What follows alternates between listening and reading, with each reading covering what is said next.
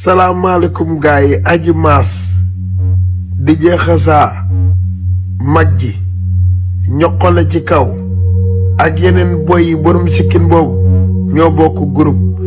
moom mi ngi confirmé nee na politique la te mi ngi ci biir ku nekk ak na ngay tojee sa bopp janax ndax dama la ko danaa la laay fal nin koy tojee nag moom xam ngeen ko mooy lan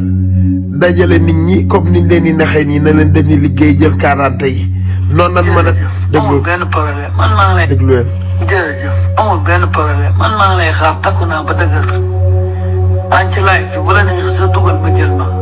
xam man dama daw dara man lay si laa la gën fuuf ba ma dugalee maa ngi ci biir man daw ma dara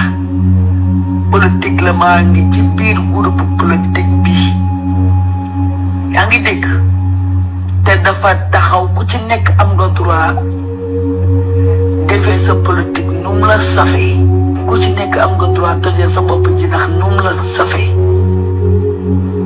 ku ci nekk mën nga def sa stratégie nu mu la safee yow daal la damay tee. dégg ngeen kon jeex na maanaam li may wax ak ñi ñëw noonu la ñuy def saaga leen seen day ñoom ñëpp influenceurs